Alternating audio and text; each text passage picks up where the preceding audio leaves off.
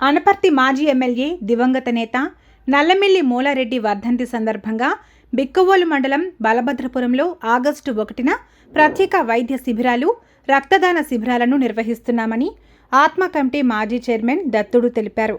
సోమవారం ఆయన మాట్లాడుతూ ప్రత్యేక నిపుణులతో వైద్య శిబిరం, కూటమి యూత్ ఆధ్వర్యంలో రక్తదాన శిబిరం ఏర్పాటు చేస్తున్నామని ప్రజలందరూ వినియోగించుకోవాలని కోరారు.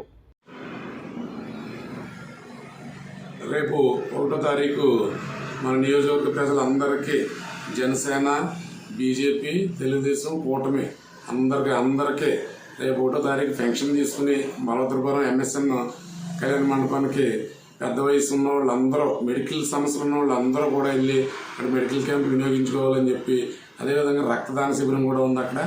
అక్కడే బస్సులు ఏర్పాటు అది చేసాం, వెళ్ళడానికి అక్కడ భోజనాలు ఏర్పాటు చేసాం. అందరూ కూడా ఈ మెడికల్ క్యాంప్ని వినియోగించుకుని ఎక్స్ఎమ్మెల్యే మూలారెడ్డి గారి వర్ధంతి సందర్భంగా ఈ కార్యక్రమాన్ని మా రామకృష్ణారెడ్డి గారు చేయడం జరుగుతుంది.